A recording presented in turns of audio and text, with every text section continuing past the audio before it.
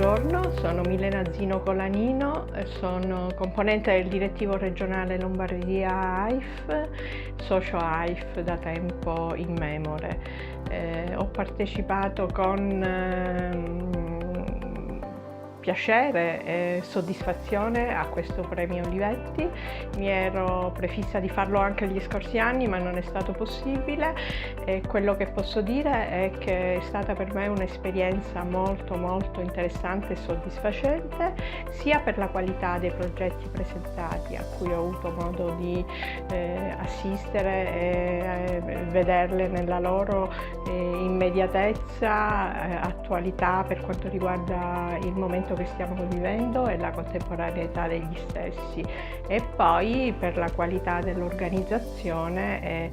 per il fatto che reputo questo premio molto importante alla luce della sua mission e soprattutto dell'evoluzione che ha avuto in queste ultime edizioni.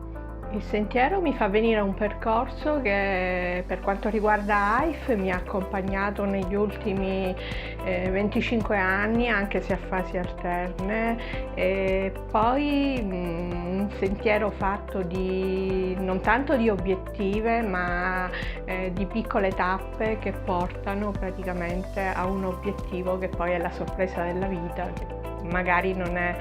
quello che tu ti eri prefissato, perché per quanto riguarda la formazione nella mia vita è arrivata per caso. Io faccio un altro lavoro, mi occupo di risanamento ambientale, quindi è successo così che ho iniziato a farlo nel pubblico e nel privato, legato allo sviluppo sostenibile e al marketing territoriale.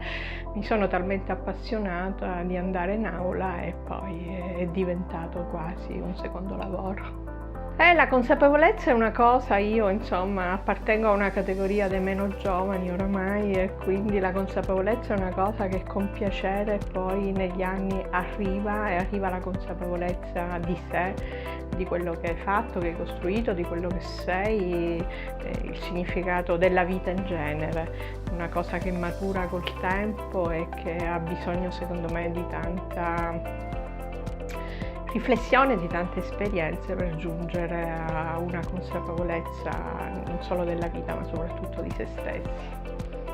L'alleanza, qualcuno, i giovani, questi millennium mi direbbero che pensano magari alle assicurazioni. Per me l'alleanza è una cosa che io faccio un lavoro dove devo necessariamente essere alleata col mio gruppo di lavoro, perché altrimenti non faccio niente, non procedo, perché ognuno di noi ha un singolo compito e